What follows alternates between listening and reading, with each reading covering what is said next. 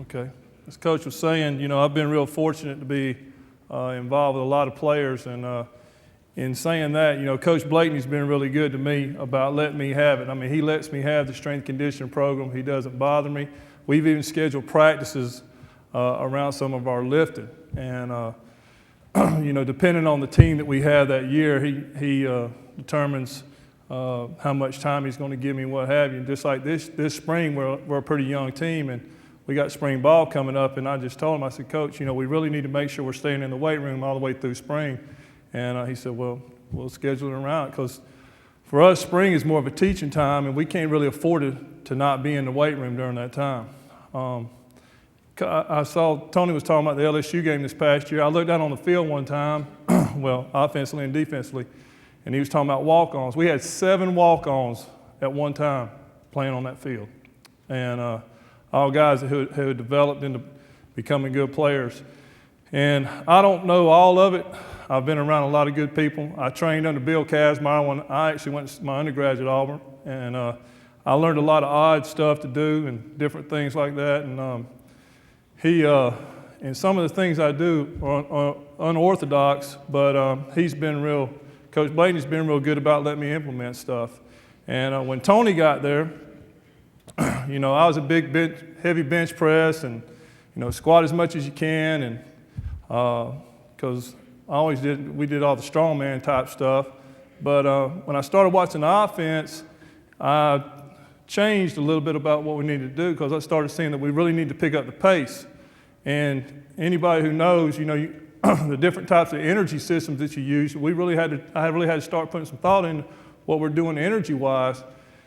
And you know, the benching and taking a lot of rest, and then benching and taking a lot of rest, and the workouts lasting for 2 hours, you know, that was out the window, because the pace was so quick, especially when you start running NASCAR and all that stuff. I mean, it's really quick. And on top of that, your defense needs to be moving that fast too. So you kind of got both things in a nutshell. And I don't believe I don't train positions differently.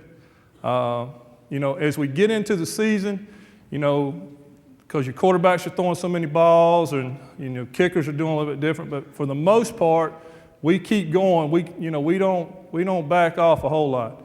Non-travel guys lift every single day, and during the season we lift 3 days a week. The only thing that changes for me is I move my leg work to Monday. Tuesday's a heavy day for us, what we call a heavy day on the field. And then we clean on Wednesday, and we do upper body on Thursday. In the off season, we train 5 days a week. We have an upper body day, a lower body day, a power day, and then an upper body day and a lower body day. Early in the week, we train heavy. Late in the week, we train for reps. Middle of the week, we train for power. So basically, we're lifting for strength, power, endurance. And that's how my workouts are set up.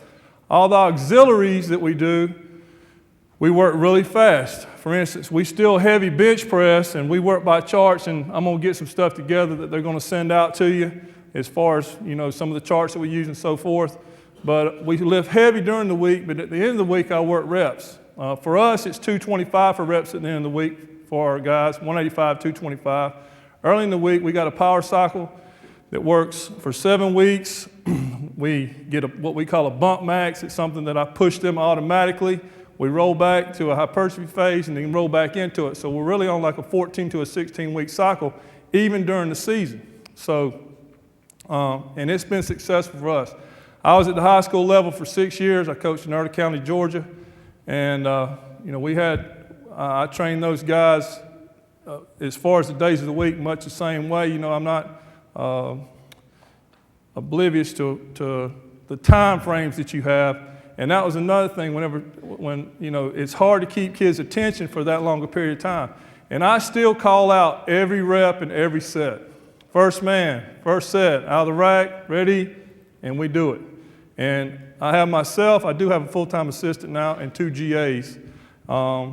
And when football's in the weight room, we're on the floor.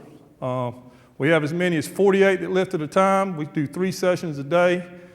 And it's been real successful for me, what we've done. You know, when Coach Franklin was there, you know, Omar, he was a superb lifter. We got a guy named Levi Brown now who's doing a really good job. They're both got good lifts. The only thing about working out the way we do now, I don't have the big bench presses.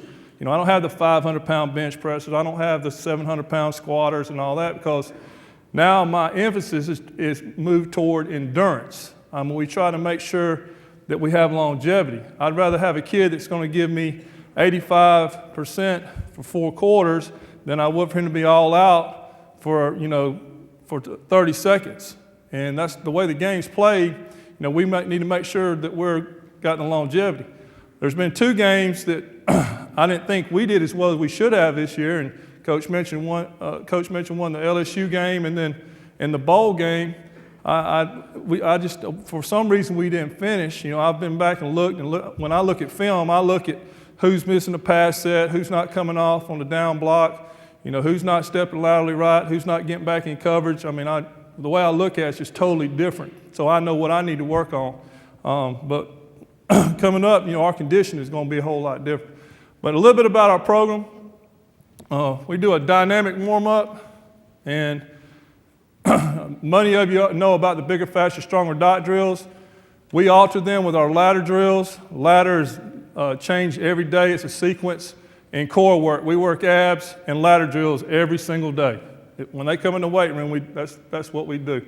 The five-star drill right here, the ladder drill, the dot drill, that is a 3 feet by 2 feet with the middle dot a foot and a half, and those dots are 3 inches in diameter.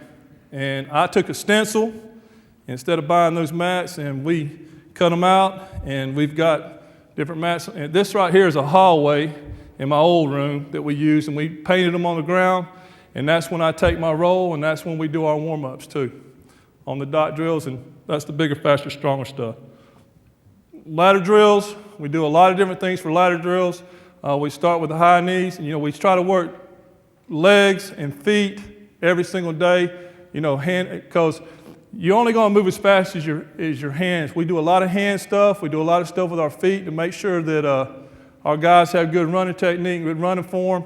And even if they're halfway doing it, we're still getting a warm-up. We don't do a lot of static stretching to begin with workout. We do movement stuff. All right. Let's see what comes up here. If you can get it back to there.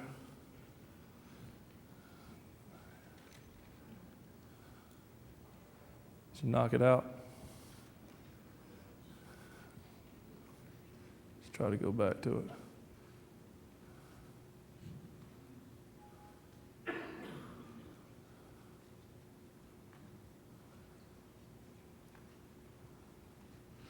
But as far as the ladder, while he's getting that ready right there, as far as the ladder drills, we do your basic high knees.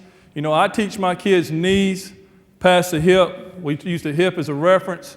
We say cheek to cheek while we're moving, opposite hand, opposite knee, and we go through, every foot in the block, every other block, every third block, and we go all the way through that as far as we can go.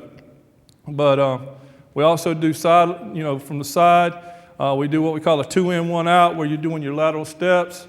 We do a bunch of things that, anything that's movement-based is how we do it. And we usually take anywhere from 5 to 7 minutes to do all of our ladder stuff. It works out real good for us that way. And then I get into my core stuff. Let's see if this will play here.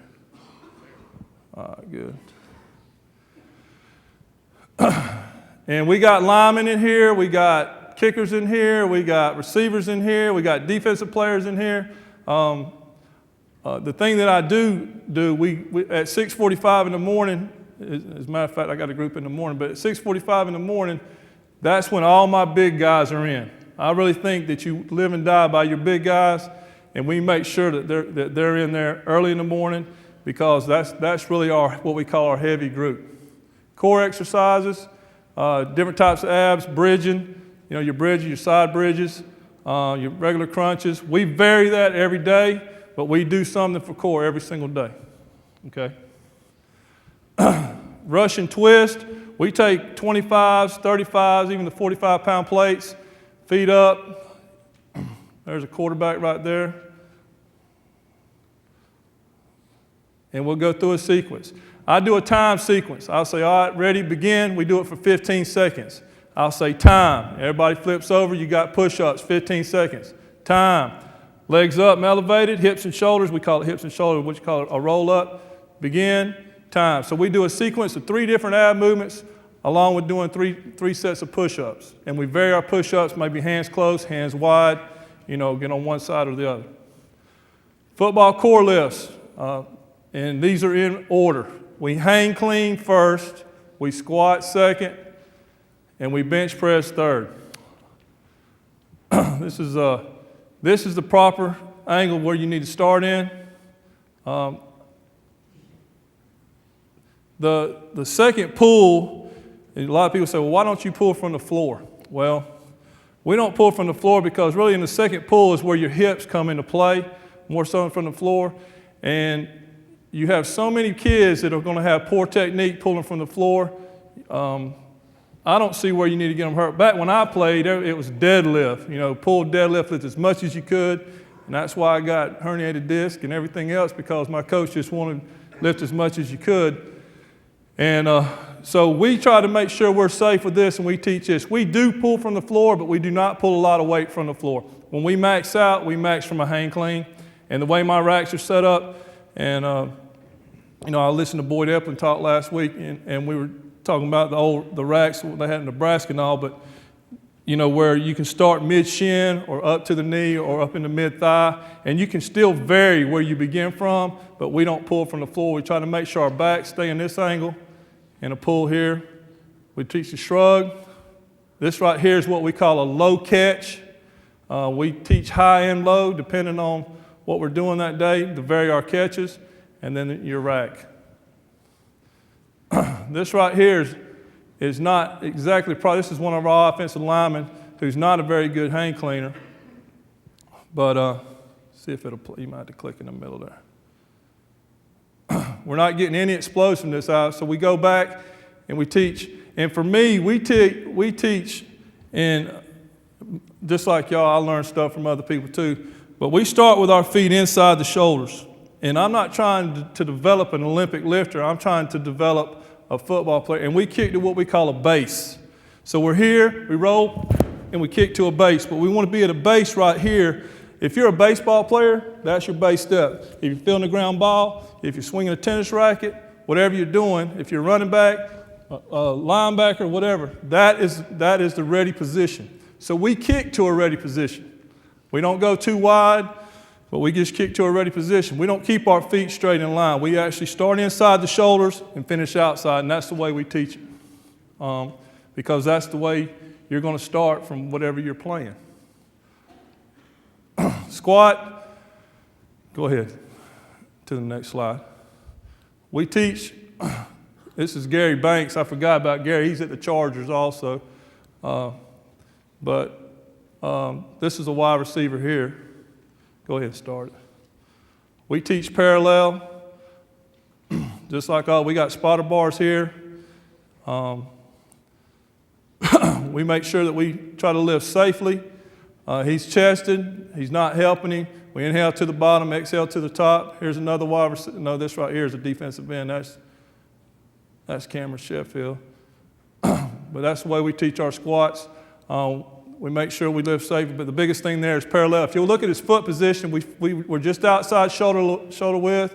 We turn our toes slightly out. Toes in, this right here is not really a straight line when you talk about the hip girdle. Right here is. And most of your guys, whenever they push off, very few are going to push off from a straight. They're going to push off from a side, whether you want them to or not. That's going to cause the hip to exchange and open up on the hip flexors. And that's what we go ahead and teach our feet that way. It's a small thing. If you got a guy coming up on his heels, it'll help a little bit. So we just go ahead and start teaching it right off the bat to make sure that our knees stay in line. And we don't get any what we call kissing knees or any buckling, where whenever you're going down, you're going here, you can adjust the knees just a little bit, and it'll keep the knees on a straight line. This right here is actually a kicker that transferred from Florida State.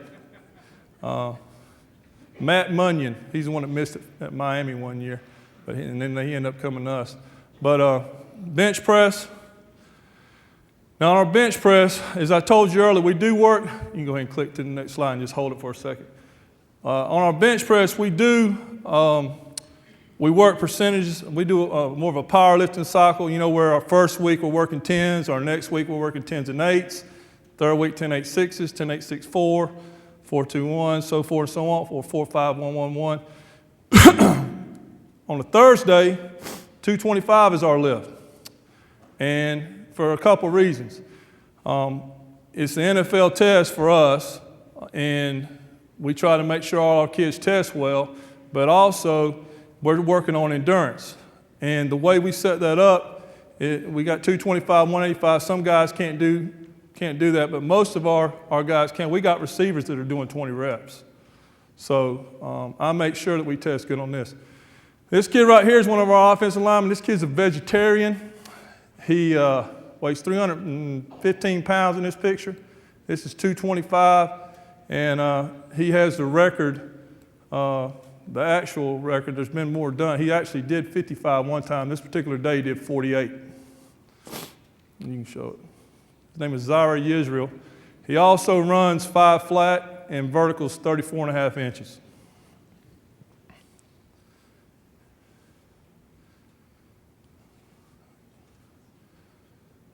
Pretty strong, but he runs well. He's a 600-pound squatter.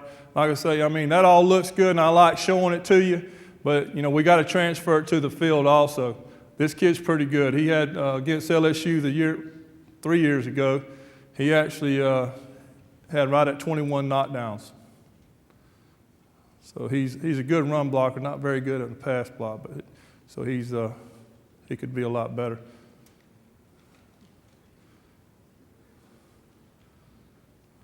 But he's pretty impressive.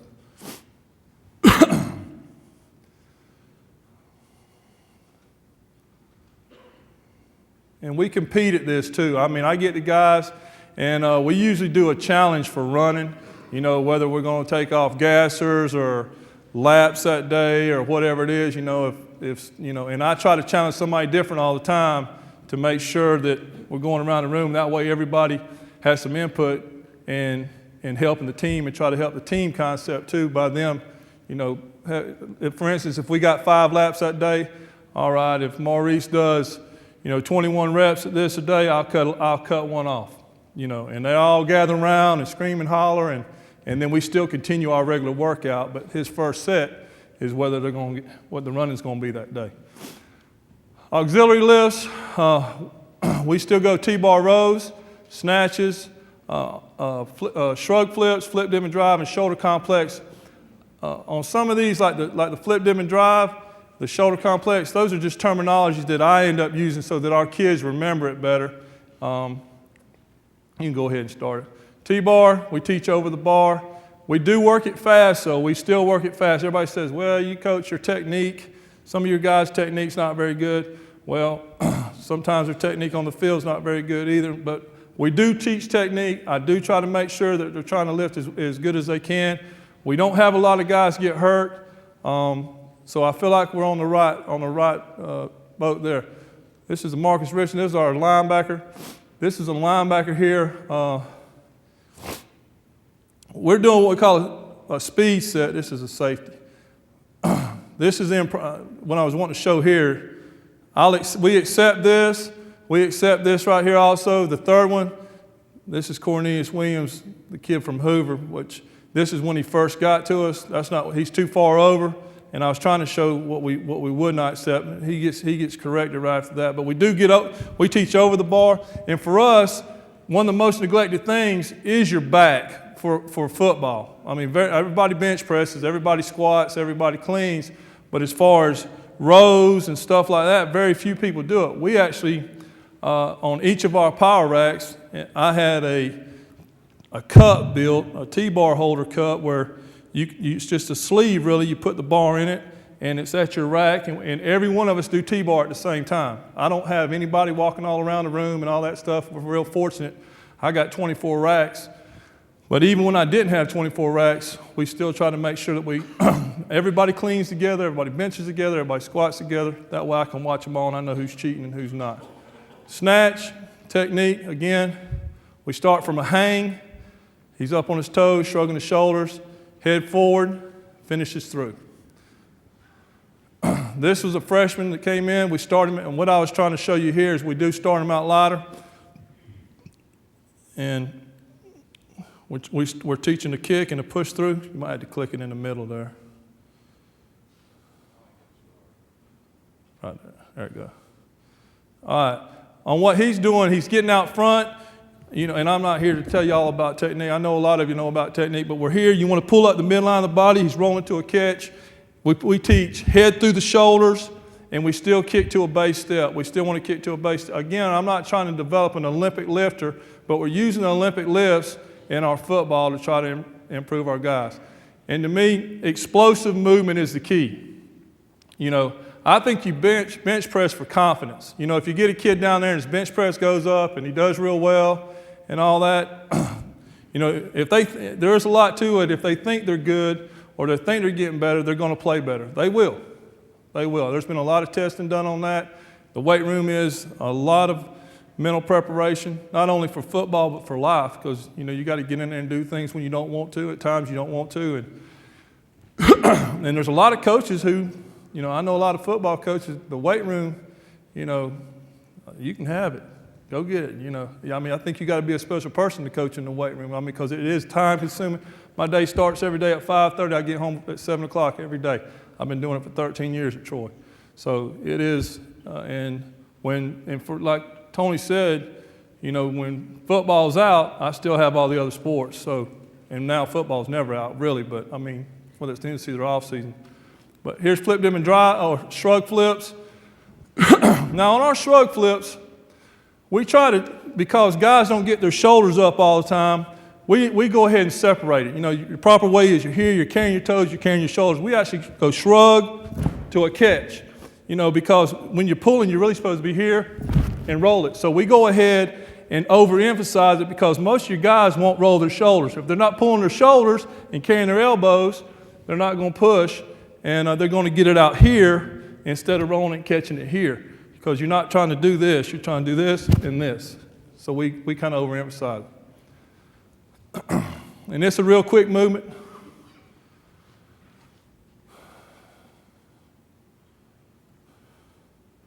And we call it shrug 1, shrug 2, shrug 3. Now, Chambliss right here, he needs to hold it. We want to hold it. We don't want them to drop, then roll. We want them to actually try to hold the shrug while they're trying to push their elbows. That way, when they do get the heavier weight, they'll be more apt to try to stay there. And this kid right here ended up rolling 405 mid-thigh to shoulder with straps, but he did 5. All right, flip, dip, and drive. Flip, dip, and drive is really no more than a low catch. Where you're dropping to a front squat, which is what most of you, I'm sure, teach. But we do a high catch and a low catch. And we call it flip, dip, drive, because my kids remember that whenever, instead of me going, I don't want everybody to low catch, I just say, look, we're going to flip, dip, and drives, and they know if I just say regular hangs, they'll stay tall and just do their flex. But if I say flip, dip, and drive, they know that we're going to a low catch. All right? And basically, you're teaching to drop underneath the weight. He's catching, pushing the elbows. Cornelius, this is another, we really had to work a lot with Cornelius here. Show that one more time for me. This is the way we want it done. What's acceptable. He's really, watch his knees right here. They want to push in. We're not looking for that. His elbows aren't carrying high enough. He's gotten much, much, much better since then, but this is when we first got him. And, and in saying that, we really had I need to say this. His speed, one of the reasons I think we got him because his speed was kind of suspect. I timed him at like 4.8. He's been there, for his whole time now, and we're still just right touching on the 6s. But he's really had to work. He can catch anything. He's really a good kid. He does everything he's supposed to. But he has a real hard time with us trying to get him to run faster. And we've looked at it and looked at it and looked at it and tried everything. And Most of it goes back to technique and the way he was taught technique or not taught technique. So he's gotten a lot better at technique and his speed's gotten better. So we really try to push that. Three-way shoulder. This is a preventative thing, and this is what we work in our workout on upper body day. And we go above, which works front or medial, frontal, and rear, okay? So we're trying to work all three heads of the shoulder. We also, we do regular shrugs, and we also do, our shrugs or power shrugs or jump shrugs within our power day. But we really do a lot of stuff for shoulder, make sure, and we do a lot of prehab to make sure we're not having a lot of shoulder problems. We haven't had very many shoulder problems, thank goodness. But this is what we're looking for. And we do it as a team. Most cases, you won't need to use more than a 10-pound plate. We have very few guys that can use 25s with this because of the pace that we go. We usually work 2 sets of 12 to 3 sets of 12 of this. And this is a day, particularly this is a Thursday, after we did our rep bench, and we go to three-way shoulder, and I just ask them, all right, everybody's above the head for 12, front raise, we don't want to rock, laterals, and we're pulling it up. This kid right here is not doing it correctly. Let me see if I can. Acceptable. These are all your linemen. All my linemen stay on this end of the floor. We'll take that. Palms away, thumbs down, pinkies up. Palms away, thumbs down, pinkies up. All right. All right. Our testing, our actual testing. This kid right here is a kid named DeLewis Moore. This was right here was actually he actually verticaled 44 inches this particular day. He's pretty successful. He went to the Bengals. We hang clean, we squat, we bench, and all those are 1 rep. We dot drill for time. We box jump. The box jumps we use are 26-inch boxes, and we do that for a 30-second period. We vertical jump, which is a bonus. We 40-yard dash. We 5-10-5 shuttle, which is the pro agility, 225 for reps. And we also, within the 40, we do a 12-yard dash. The reason I do a 12 is because, and again, I'm talking about when the scouts come in, they usually time them in the 10. So I time them in the 12 to make sure that I'm turning a higher time. That way they'll run better whenever the scouts come in. And you're looking at a 10, 1.5 to 1.6. If you're running a 1.75 into 12 to 1.8, I know what they're going to run. And Coach was talking about walk-ons. This kid, Brandon Condren, he wasn't playing any position really. He's from down in Fort Walton Beach, Florida. And he came in as a freshman. He weighed 172 pounds. This is his pro day numbers. He was 6'0", 206. He vertical 42. He stand and broad jumped 11 feet 2, which was the best in the country that year. He did 225 for 20. He did 24, but they only counted 20 because they weren't correct. He did the shuttle in 4.22, the L drill in 6.8, and he went 4.4 flat. His 10 was 1.5, and his 20 was 2.5. Basically, 4.2 for him, he needed to be under 4.4. In the L drill, he needed to be under 7 flat, and he really blew it up. This kid was a 7th round pick. He was an okay football player. You can click on that too for me, if you would. He's an okay football player, but because of his testing, he ended up going from a 7th round to a 4th round pick just on his testing. Because I've seen his grades before that. I also do all the pro liaison work, and that's how I know about all that. I do all the agents and financial advisors and all that stuff. But the reason I'm showing you this is because he bought into what we were doing. And he's a defensive player, but that's 42 inches right there.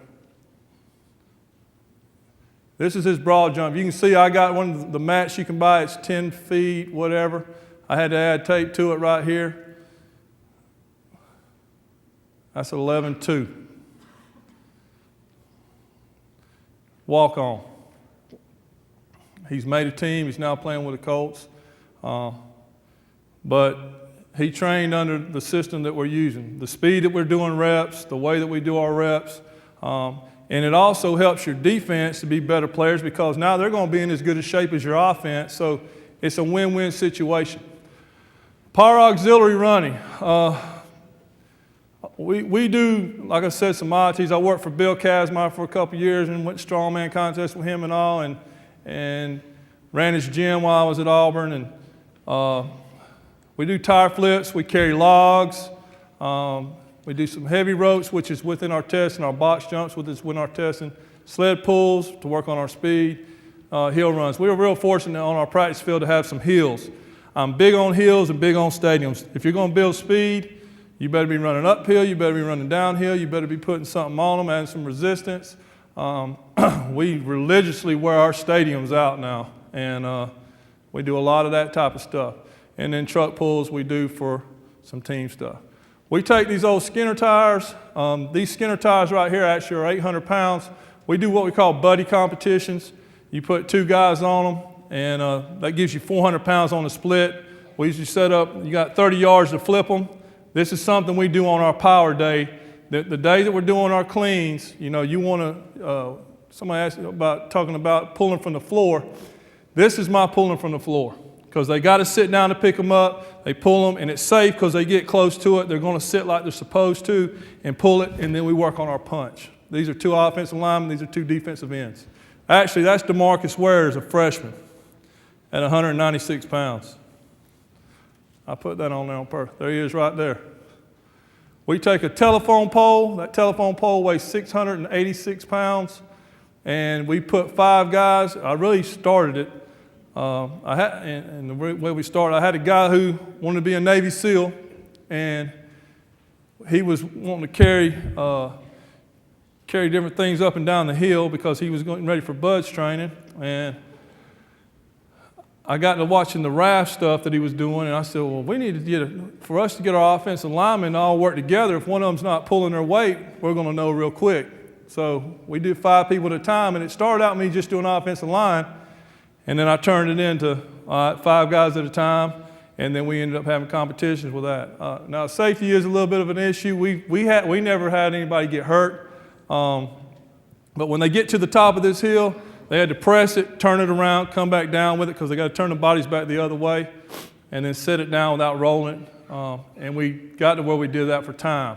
You don't have to do it for time. We did because we had been doing it for so long. But and you know, you'll get some of them get mad at each other because one of them's not pulling their weight. But we find out real quick, you know, you're going to find out real quick who you can depend on. We do very few speed ropes. We do speed ropes for quickness, but we always work on a 4-pound heavy rope. 4 pound is about as heavy as we go, but I've got oodles of them, and we try to do all of our testing with a 4-pound rope. And then as we get through with our cycle, we'll go to our speed ropes. And if they can do the 4-pound ropes and jump, DeMarcus can turn that 4-pound rope in 30 seconds 80 times, which is pretty skippy. That's why he's making a lot of money. Our boxes, we did different boxes here. You know, this is just a day we're doing boxes outside. We got boxes inside, boxes outside, different heights, but we test on a 26-inch box. There's one more. On our plyo days are done on Wednesday along with our cleans and snatches and pulls and all that stuff. We go and I mix it up. We're working, this particular day, we're working ladders into boxes into sprints. To simulate, you know, different obstacles on the field and having to take off and go. Let's see if this pops up.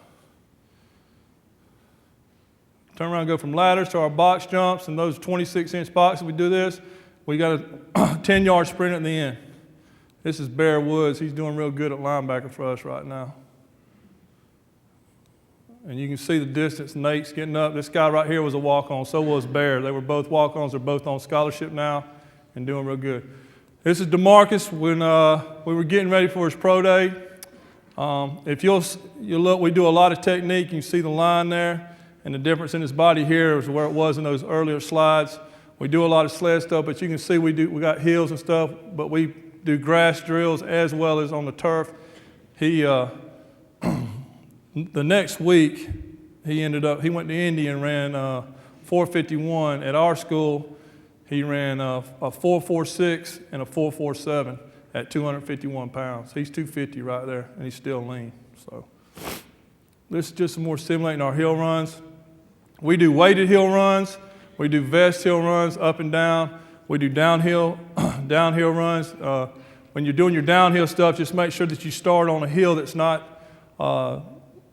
so apt for them to get to where they're going to stumble, and make sure they work their way up to it, because if you start too much of a slope, they're going to be on their face, and you don't want that.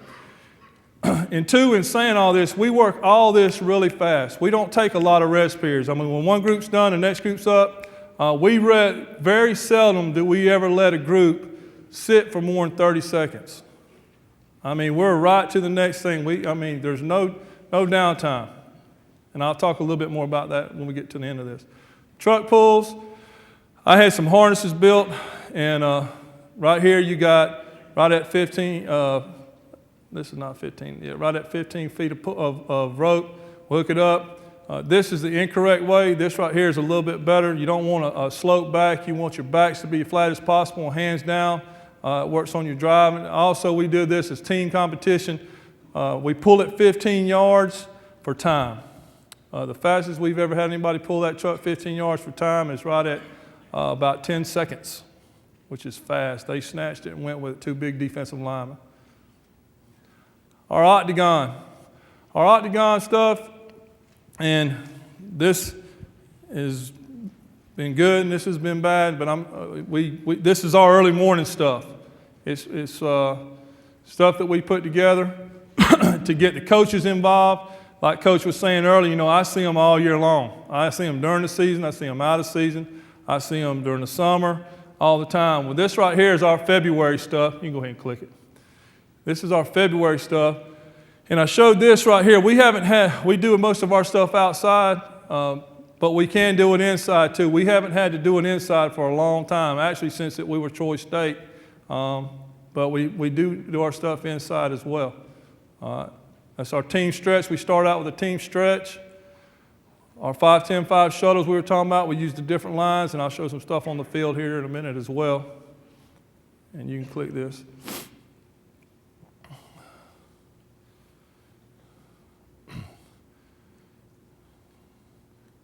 That's a punter right there. It's Coach Wazen's group. So even in our drills, we're working stuff hopefully that'll help us on the field. We do some things that are to check them and gut check them a little bit and all that, but we try to do some things too that are conducive to what's on the field, to work quickness and agility. Your bag hops, y'all know all about the bag hops. This is our outside drills. And we start out with each of these stations. I start out each of these stations lasting 1 minute. We have about 8 sessions, which turns into, I add 30 seconds per session. Usually we're just over 3 minutes to 4 minutes, depending on if coach cuts me back or not, because 3 minutes per station, going 8 to 10 stations, and you're blowing a whistle, you're only giving them 20 seconds to get to the next station. We blow a whistle. They got 20 seconds. I toot the horn.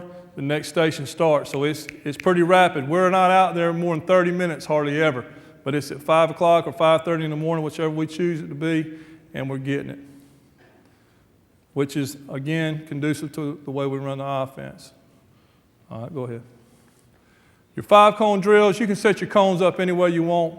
We do four corner, we do 5-cone, we do a little bit of all of it. Zigzags.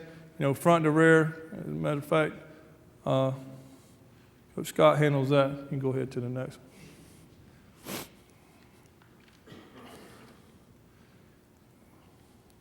You watch here, we did a ladder drill into a cone drill to our pedal, and we try to vary it up. Every morning we'll try to come up with something a little bit different to where we're working, change the direction, so forth, so on, as far as your drills there. And a lot of y'all, you can be creative with that. We're always pretty creative as far as what we do on those. Go ahead. Ladders, again, we incorporate. I do a lot of ladders. These right here are your 2-set ladders. instead of your single. You know, we do a lot of front and back stepping during the drills, during our early morning stuff.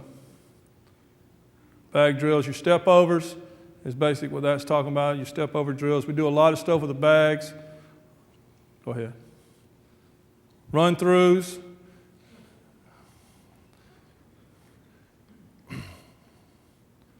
So it's real basic. 4-point, all of you are real familiar with all these. There's no secret about some of these.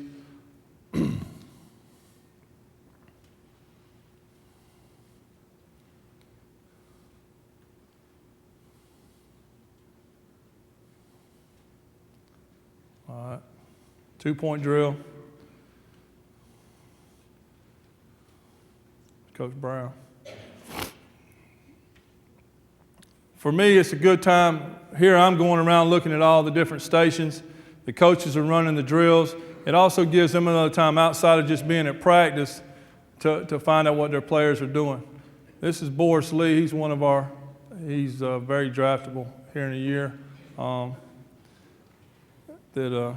right here, I just got a little bit about how we put it all together. Kind of show you how it relates.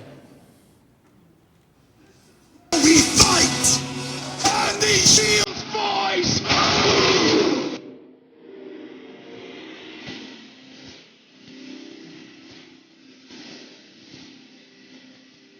That's our quick flips right here. My 40 drills, early morning burpees.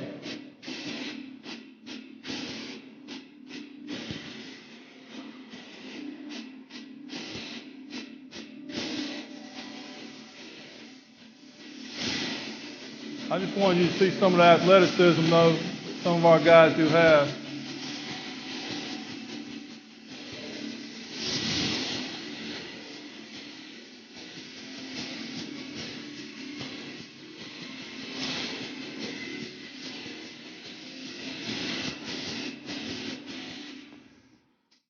But also, and you can just leave it on that last slide. As Coach was saying earlier, though, about some of the skilled players and some of the, you know, I mean, I take a lot of pride in trying to get our guys where they need to be. I know when Coach Franklin was there, he always came in, and I test in January. I test at the end of the year. Our big test is our May maxes, and then we test just prior to August to see where we're at. And it's been really good for us.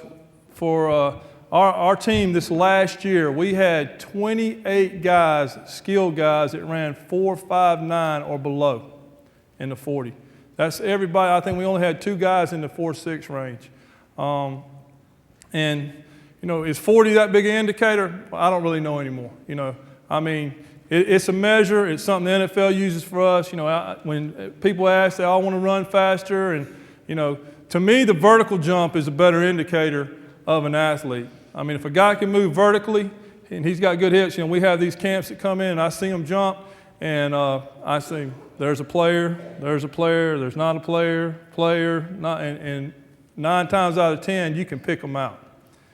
But that goes back to what you're doing. And, you know, for us, the power cleans, and what I'm going to talk about a little bit about now is the speed that we train those things. We train really short rest periods. In other words, if we're up and we're doing our jump shrugs, and our guy, he's hitting his jump shrug, he's got 10 reps, he's got 10 seconds. He's got 10 reps, he's got 10 seconds. He's got 10 reps, next man up. So he's working all of his sets together. We're not going first man, second man, third man. The only time we ever do that is when we heavy bench and when we heavy squat and when we do our cleans.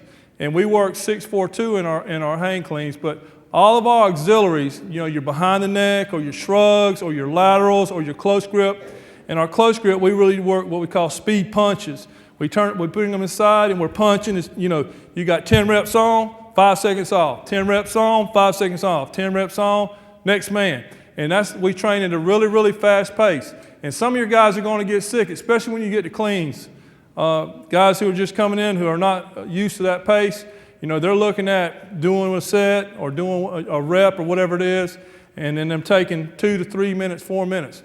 We can work out 40 guys in 35 minutes in the weight room. And I can take the other 20 or 10 or 15, and that's when we do our running. And I'm going to post some stuff. Coach is going to have us post some stuff, but pretty much this is how my stuff is set up. If we work upper body, we work speed and quickness. That'll be your 10s, your 20s, your 40s, or sled pulls or whatever it is we're doing, our hill runs. We work speed, upper body days. And for me, we always lift first. I lift and then run. That way I don't give up either one because of the way that we're doing it. Because if we're working upper body, I'm not going to hurt my legs. If we're working lower body, those are my conditioning days, okay? And that's usually Tuesdays and Fridays. That, for me, that's when we're going to do our gassers, that's when we're going to do our snake run, that's when we're going to do our time, whatever it is, more distance type stuff. On Wednesday, those are my power days.